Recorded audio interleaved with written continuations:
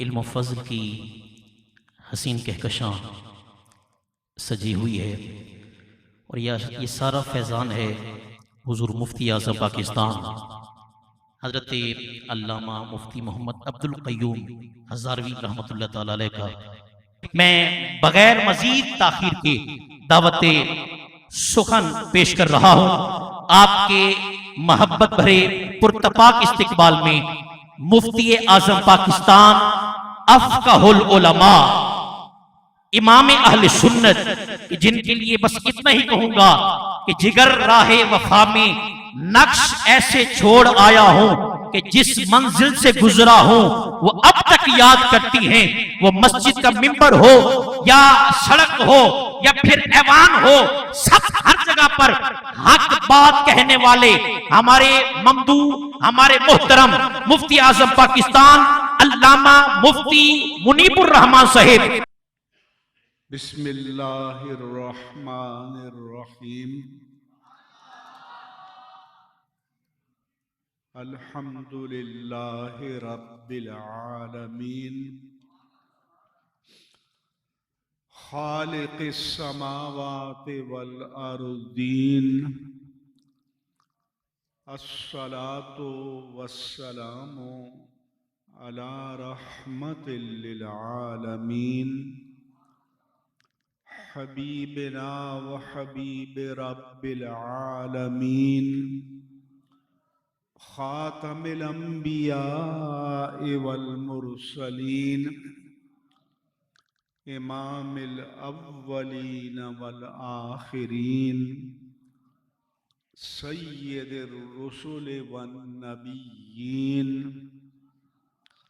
سیدنا و مولانا و مأوانا و ملجانا محمد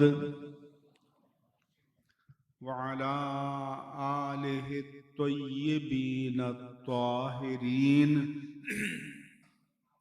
وعلى صحابته الصدیقین الصادقین وعلى كل من تبعهم بإحسان إلى يوم الدین۔ وبعد، دنیا میں مسابقہ یا مقابلہ بہت سے شعبوں میں ہوتا ہے، کوئی گانے بجانے میں، کوئی رقص میں، کوئی کھیل کے میدان میں، کوئی بہت ساری خرافات میں کمپٹیشن کرتے ہیں، مقابلہ کرتے ہیں، لیکن خوش نصیب ہیں وہ کہ جو دین کے میدان میں مقابلہ کرتے ہیں۔ وَفِي ذَلِكَ فَلْيَتَنَافَسِ الْمُتَنَافِسُونَ، مقابلہ کرنے والوں کو ایسے ہی میدان میں مقابلہ کرنا چاہیے۔ اللہ تعالیٰ نے فرمایا وَسَارِعُوا إِلَى مَغْفِرَةٍ مِّن رَّبِّكُمْ وَجَنَّةٍ عَرْضُهَا السَّمَاوَاتُ وَالْأَرْضُ، اور مسارعت کرو، جلدی کرو، آگے بڑھو اپنے رب کی جانب سے مغفرت کے حصول کے لیے اور اس جنت کو پانے کے لیے جس کا عرض آسمانوں اور زمینوں کے برابر ہے۔ لہذا انعام پانے یا نہ پانے سے قطع نظر دین کے میدان میں یا دین کے کسی خاص شعبے میں مقابلہ کرنا، مسابقہ کرنا، اس میں حصہ لینا، اس کا انعقاد و اہتمام کرنا، اس کے لیے وسائل فراہم کرنا، یہ بجائے خود ایک بہت بڑی سعادت کی بات ہے۔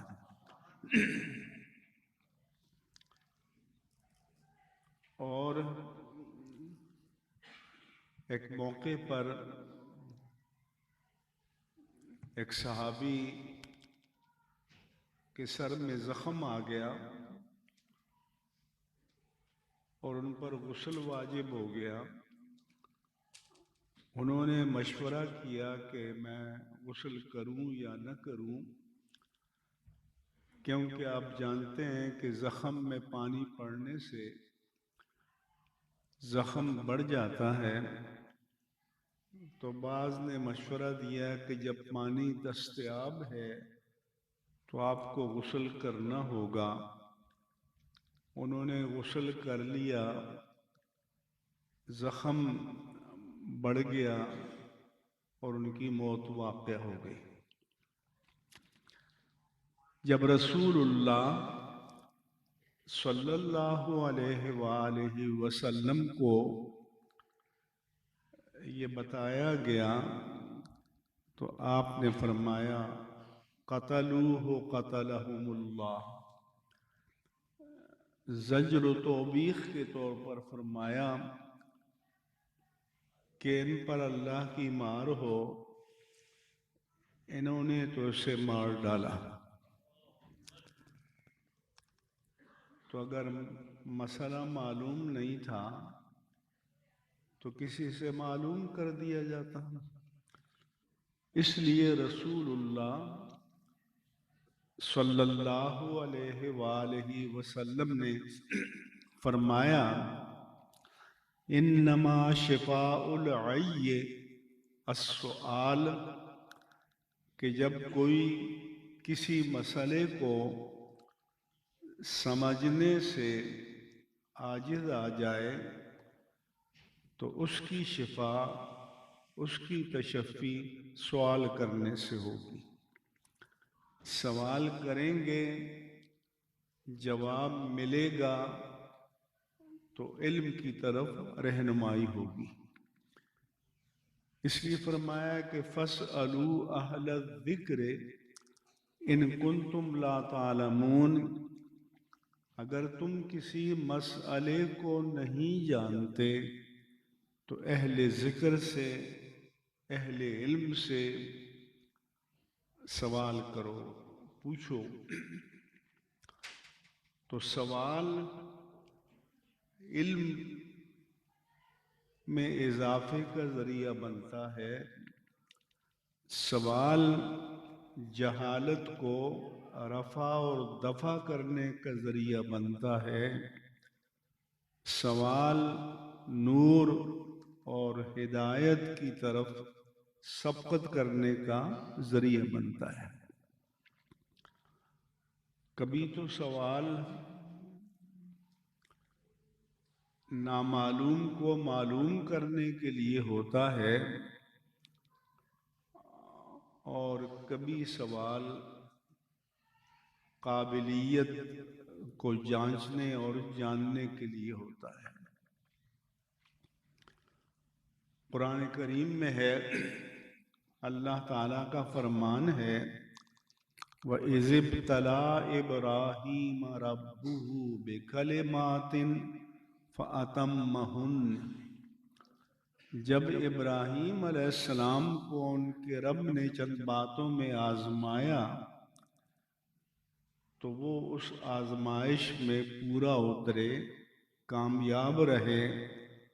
قَالَ إِنِّي جَاعِلُكَ لِلنَّاسِ إِمَامًا، رب تبارک و تعالیٰ نے فرمایا کہ میں تمہیں عالم انسانیت کا امام بنا رہا ہوں۔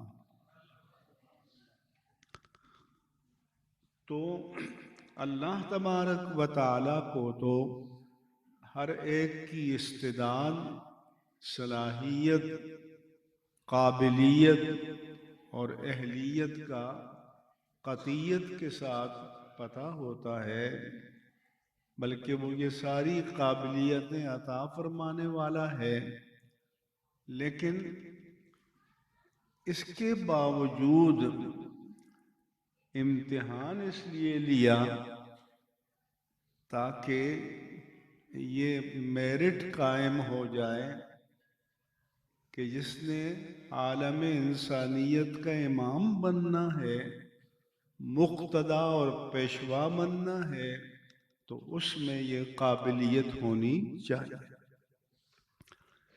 اس لیے آپ نے بتقاضائے بشری فرمایا وَمِن ذُرِّيَّتِي، یا اللہ یہ منصب، یہ عہدہ امامت انسانیت کا میری اولاد کو بھی مل جائے۔ قال لا ینال عہد الظالمین، رب نے فرمایا، یہ نہیں فرمایا کہ تمہاری اولاد کو نہیں مل سکتا، فرمایا کہ مل سکتا ہے، ملے گا، لیکن ظالموں کو یہ عہد، یہ منصب، یہ اعزاز نہیں ملے گا، کیونکہ اس کے لیے میرٹ چاہیے، قابلیت چاہیے، صلاحیت چاہیے، اہلیت چاہیے۔ یہاں جو مسابقہ ہے وہ اس کا مقصد یہ ہے کہ خیر کے کاموں میں، علم کے کاموں میں، طلب علم کے کاموں میں مقابلے کا جذبہ پیدا ہو، لوگ کوشش کریں،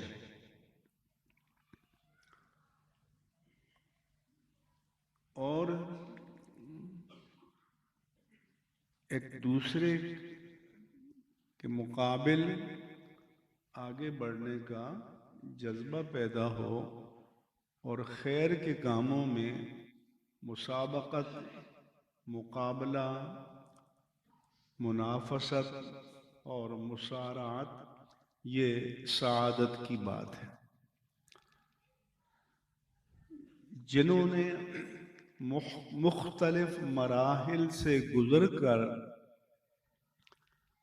کامیابی پاتے پاتے آخری مرحلے کو پایا، میں ان کو مبارکباد پیش کرتا ہوں، اور ان کو بھی مبارکباد پیش کرتا ہوں کہ جنہوں نے اس مسابقے میں شریک ہو کر، حصہ لے کر اسے کامیاب بنایا،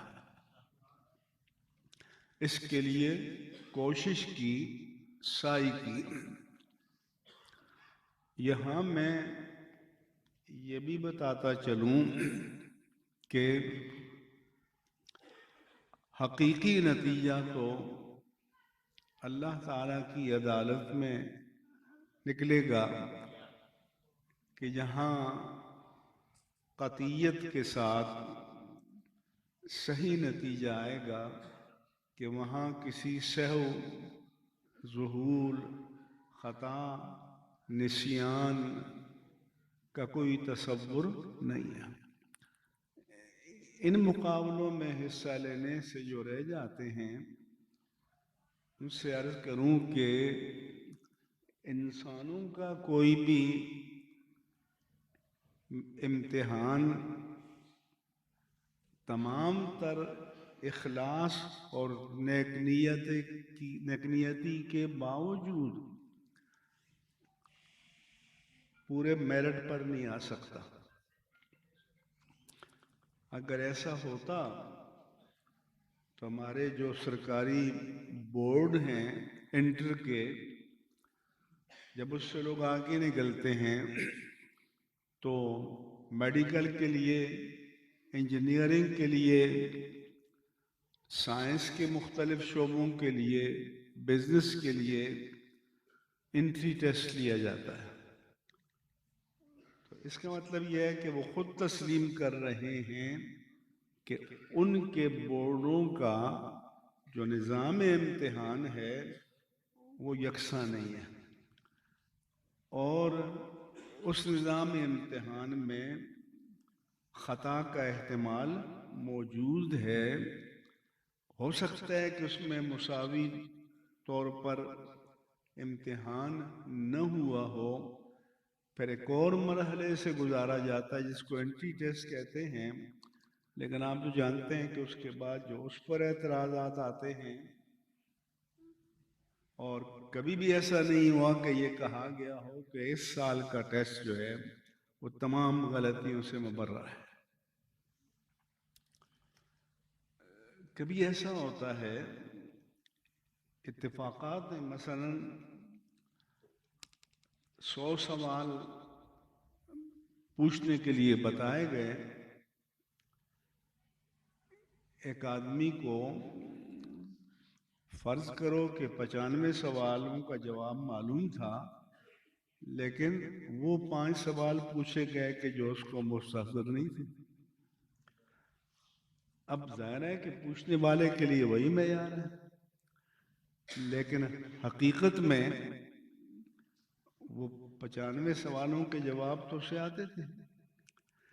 اس کے برعکس جس کو انہی 5 سوالوں کے جواب آتے تھے اس سے پوچھے گئے اور اس نے بتا دیا۔ تو اس لیے مسابقہ، کمپٹیشن، مقابلہ، منافسہ، مصارعہ کوئی بھی ہو، تو اس میں دانستہ یا نادانستہ غلطی کا امکان باقی رہتا ہے، اور اس کو کبھی بھی رول آؤٹ نہیں کر سکتے۔ بلکہ جیسے آکسفورڈ کے امتحانات ہیں، ہمارے سمجھا جاتا تھا کہ وہ تو کم از کم غلطیوں سے مبرہ ہیں، لیکن 1-2 سال پہلے ہمارے پاکستان میں جو ان کا اے لیول کا امتحان ہوا تو اس میں بھی گڑبڑ ہو گئی۔ تو اس لیے یہ سب انسان کے بنائے ہوئے نظام ہیں، اور کوشش کی جاتی ہے کہ اس کو زیادہ سے زیادہ غلطیوں سے مبرہ کیا جائے۔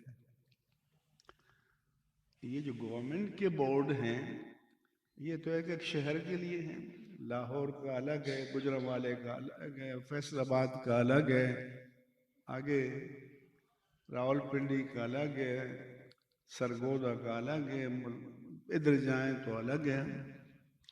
تو اس سے آپ اندازہ لگائیں کہ یہ ایک شہر یا اس کے متعلقات جو ہیں ان میں بھی غلطی سے مبرہ نہیں کر سکتے، تو ہمیں تو پورے پاکستان میں کرنا پڑتا ہے، اور اسی سوشل میڈیا کی آفت کے ہوتے ہوئے کرنا پڑتا ہے۔ تو اس سے ہم مقابلہ کرتے ہیں تو الحمدللہ علی احسانہ تنظیم المدارس اہل سنت پاکستان کی کارکردگی حکومت کے بورڈوں سے 100 درجے زیادہ ہے، اچھی ہے۔ اگرچہ ہم بھی اپنے آپ کو غلطی سے اور خطا سے مبرہ قرار نہیں دے سکتے۔ دوسرا یہ ہے کہ جب ہم پڑھتے تھے اسکول تو ہم نے پڑھا، فزکس پڑھی، کیمسٹری پڑھی، سائنس پڑھی اور علوم پڑھے، پھر آگے چل کر آیا اپلائیڈ فزکس، اپلائیڈ کیمسٹری، پہلے الیکٹرانکس تھے، پھر اپلائیڈ الیکٹرانکس، یعنی اب آگے بڑھا کہ یہ جو علوم ہیں مختلف، ان کی جو فارمولے اور اصول ہیں ان کا اطلاق بھی آنا چاہیے۔ اس کی مثال یہ سمجھیں کہ مثلاً ہمارے ہاں قافیے میں یہاں سے شروع کرتے ہیں الکلمۃ لفظ وضع لمانن مفردن مفردن مفرد. پھر ہمیں پڑھایا جاتا ہے کہ یہ جو مفرد کا لفظ ہے اس کے اعراب 3 طرح کے ہیں، رفع بھی ہے، نصب بھی ہے، جر بھی ہے. تو ہمارا جو طالب علم ہے وہ یہ تو یاد کر لے گا کہ رفع کس صورت میں ہے، نصب کس صورت میں ہے، جر کس صورت میں ہے. مگر کبھی میں پوچھتا ہوں کہ حضور والا یہ سوال کا جواب تو آپ نے دے دیا، اب یہ بتائیں کہ رفع کی صورت میں اس کا ترجمہ کیا ہوگا، نصب کی صورت میں ترجمہ کیا ہوگا، جر کی صورت میں ترجمہ کیا ہوگا. وہ چپ ہو جاتا ہے. کیوں کہ اب ہمارے ہاں بھی اطلاق جو ہے اپلیکیشن کہ جو فارمولے، جو قوانین، جو اصول، جو مسائل ہم پڑھتے ہیں تو اس کی تطبیق بھی ہونی چاہیے، اطلاق بھی ہونا چاہیے، یہ فرق بھی ہم پر واضح ہونا چاہیے. اور ہمارے جن دوستوں نے اس مسابقے کے انعقاد کے لیے انیشیٹو یا تحریک ان کے دل میں پیدا ہوئی، اس کو عملی شکل دی، اس کے لیے وسائل فراہم کیے، تو میں ان کو بھی مبارکباد پیش کرتا ہوں کہ اللہ تبارک و تعالی نے ان کے دل میں یہ بات ڈالی کہ ان بچوں میں دین کا ذوق پیدا کیا جائے، شوق پیدا کیا جائے، آگے بڑھنے کا جذبہ پیدا کیا جائے. اور آپ کو پتہ ہے کہ اس میں بندے کو نمایاں ہونے کا موقع ملتا ہے، آگے آنے کا موقع ملتا ہے، ایک دوسرے کا سامنا کرنے کا موقع ملتا ہے. اور ان مقابلوں میں کامیاب ہوں یا ناکام آپ سعادت سے محروم نہیں رہیں گے، آپ اجر سے، ثواب سے اور اس کی برکات سے محروم نہیں رہیں گے. اس لیے ہمارے طلباء یا نوجوان علماء کو اس طرح کے پروگراموں کو ذوق و شوق کے ساتھ کامیابی سے ہمکنار کرنا چاہیے. دوسرا یہ ہے کہ انعام کے طور پر فتاوی رضویہ، تفسیر تبیان القرآن، یہ کتابیں بھی رکھی ہیں موٹر سائیکل کے علاوہ، تو یہ بہت اچھی بات ہے. میں نے اس پر لکھا بھی ہے ذالک الکتاب لا ریب فیہ، جو سورہ بقرہ کے شروع میں ہے. تو فرمایا کہ یہ وہ عظیم المرتبت کتاب ہے جس میں کسی شک و شبے کی کوئی گنجائش نہیں. باقی حضرات نے یہ ترجمہ کیا کہ اس میں کوئی شک نہیں. یہ ترجمہ لفظاً تو صحیح ہے لیکن معنویت کے اعتبار سے اس لیے صحیح نہیں ہے کہ خود قرآن میں ہے کہ وَإِن كُنتُمْ فِي رَيْبٍ مِّمَّا نَزَّلْنَا عَلَىٰ عَبْدِنَا فَأْتُوا بِسُورَةٍ مِّن مِّثْلِهِ. کہ اگر تمہیں اس کلام میں جو ہم نے اپنے اپنے محبوب پر نازل کیا کوئی شک ہے کہ یہ کلام ربانی نہیں ہے تو اس جیسی ایک صورت تم بھی بنا لاؤ، کیونکہ پھر تو تمہارے دعوے کے مطابق یہ بندے کا کلام ہے اور تمہیں اپنی فصاحت و بلاغت پر بڑا ناز ہے تو بنا لاؤ۔ اور پھر یہ بھی کہا کہ وَدُعُوا شُهَدَاءَكُم مِّن دُونِ اللَّهِ، اپنے سارے جو ایکسپرٹ ہیں ان کو سب کو بھی بلا لو مدد کے لیے۔ اور پھر فرمایا کہ قُلْ إِنِ اجْتَمَعَتِ الْجِنُّ وَالْإِنسُ، پھر اے رسول آپ ان کو چیلنج کر دے کہ اگر تمام جن و انس جمع بھی ہو جائیں عَلَىٰ يَأْتُوا بِمِثْلِ هَٰذَا الْقُرْآنِ، کہ اس جیسا قرآن بنا کر لائیں تو نہیں لا سکیں گے۔ تو ایک اسٹیج پر چیلنج کیا کہ اس جیسا قرآن بنا کر لاؤ۔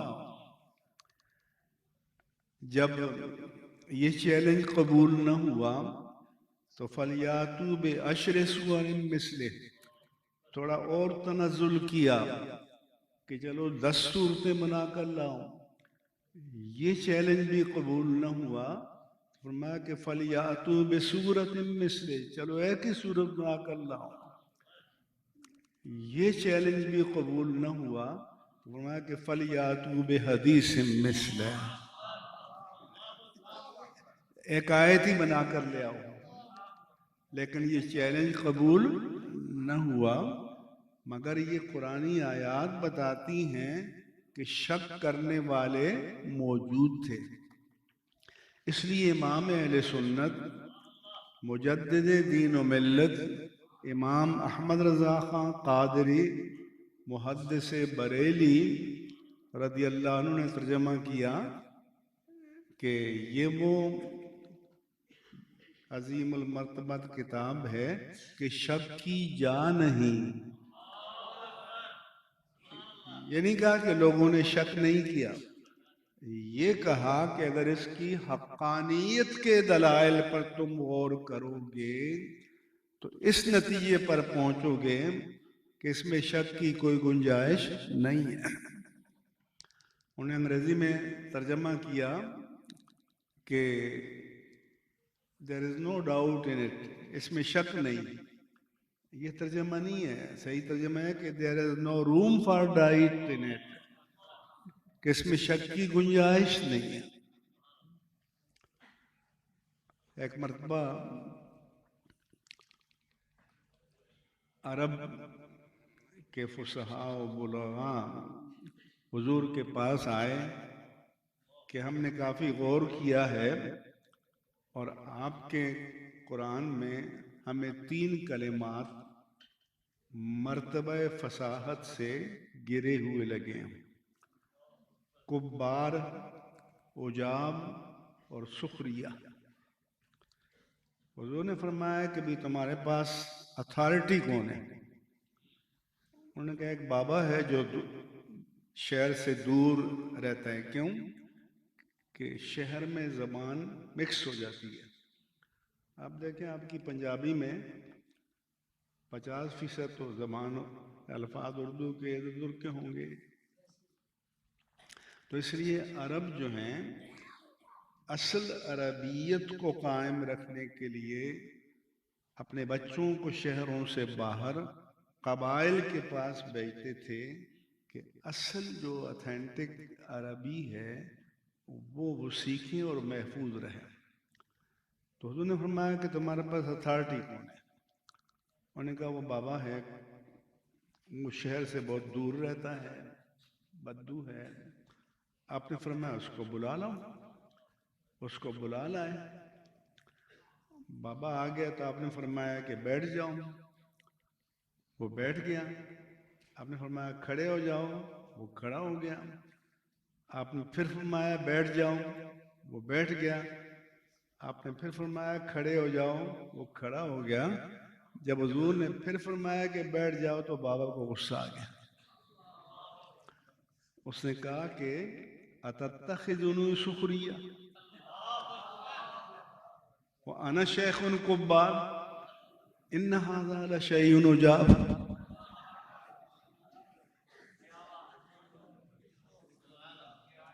आप मजाक उड़ा रहे हैं मेरा, मैं बुजुर्ग आदमी हूँ, ये बड़ी अजीब बात है। तो ये कुरान का एजाज है कि जिन 3 कलिमात को उन्होंने चैलेंज किया था कि ये फसीह नहीं है, तो जो उनके नज़दीक उस वक्त अथॉरिटी था, अल्लाह ने उसकी ज़बान पर वही कलिमात जारी फरमा दिए।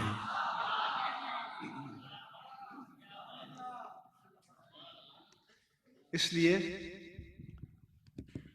ये कुरान अल्लाह का कलाम है और किताब से भी आप रिश्ता जोड़े रखें। आजकल ये जो सोशल मीडिया की आफत है, इसने किताब से रिश्ता कमज़ोर कर दिया है, तोड़ दिया है।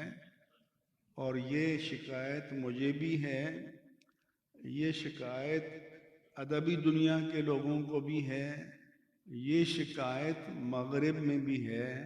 लेकिन सुन्नत इलाहिया ये है कि इल्म की असास किताब है।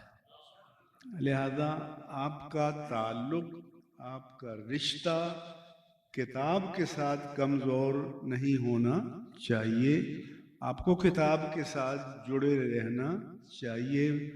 और ये जो मुसाबक़ा बहार शरीयत है, ये आपको किताब से जोड़ने के लिए है। लिहाजा इस सबक को आप पल्ले बांधें और बार बार किताबों को पढ़ें।